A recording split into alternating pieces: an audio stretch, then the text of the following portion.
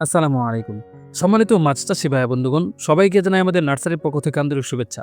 মাছ চাষী ভাই বন্ধুগণ, আপনারা দেখতে পাচ্ছেন ২০২৬ সালের অরিজিনাল দেশি শিং মাছের পোনা।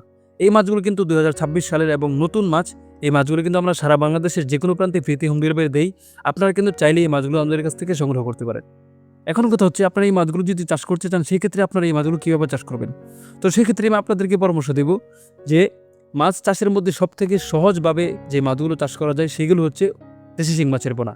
কারণ আপনারা এই মাছগুলো যেকোনো পুকুরের মধ্যে বা যেকোনো জলাশয়ে, যেকোনো প্রতিকূল অবস্থায় এই মাছগুলো কিন্তু বেঁচে থাকতে পারে। তো সেই ক্ষেত্রে আপনারা এই মাছগুলো নির্দ্বিধায়, নির্ভয়ে, আশঙ্কা ব্যতীত এই মাছগুলো কিন্তু আপনার পুকুরের মধ্যে চাষ করতে পারবেন।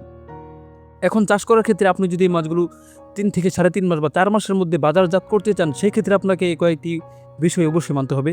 তার মধ্যে প্রধান যে বিষয়টি, সেটি হচ্ছে যে আপনার পুকুর। আপনি যেই মাছগুলো আপনার পুকুরের মধ্যে ছাড়বেন, সেই পুকুরটাকে অবশ্যই আপনাকে সুন্দরভাবে মেরামত করতে হবে।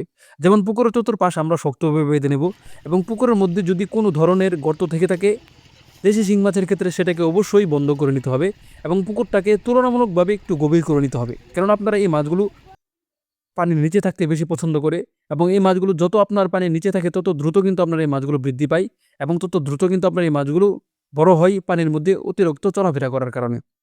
তো সেক্ষেত্রে আমি আপনাদেরকে বলব, অবশ্যই আপনারা আপনার পুকুরটাকে একটু বা মোটামুটি গভীর করে নিবেন, অর্থাৎ গর্ত খনন করে নিবেন।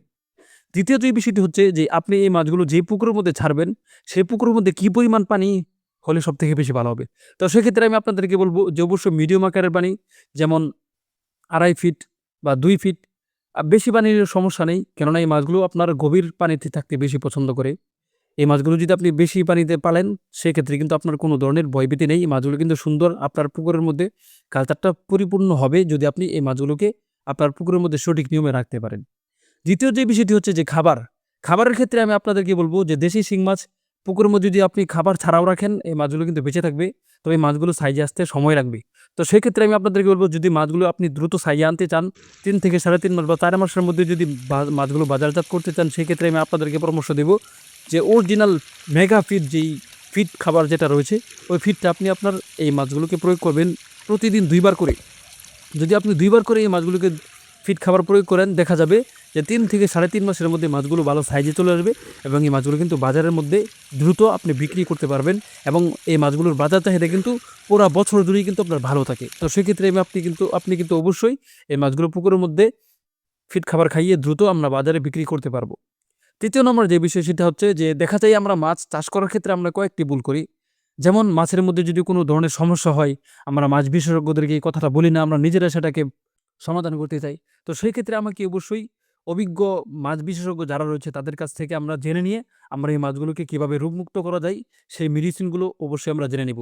তো মাছ চাষী ভাইয়েরা, আপনাদের মাছের যদি কোনো যেকোনো মাছ সম্পর্কে যদি কোনো তথ্য পরামর্শ জানতে চান, বা কোনো ধরনের রোগ ব্যাধি হয়ে থাকে, অবশ্যই আমাদেরকে জানাবেন। আমরা অবশ্যই আপনাদেরকে তার সঠিক সময়ে সঠিক সমাধান আমরা দিয়ে দিব। ধন্যবাদ সবাইকে।